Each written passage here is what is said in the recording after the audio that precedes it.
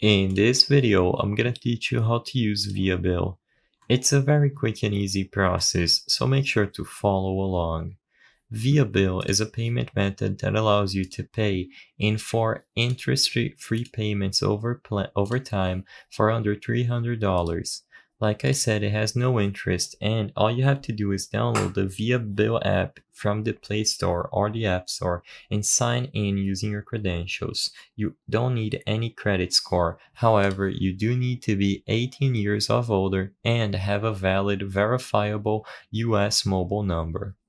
First, open up the app, and after you sign into your account, you will be able to register any of your cards. Simply choose the Cards tab at the bottom right corner of the screen, and when your card is input into your account, you will be able to use Viabill as a payment method under any stores that accept it.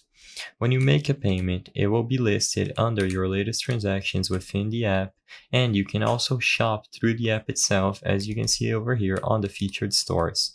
You will be able to select how much you want to pay and the payment plan you want to use, and as long as you have a valid card registered within the app, Viabill will instantly be used upon making a transaction. I hope I was able to help you on how to use Viabill.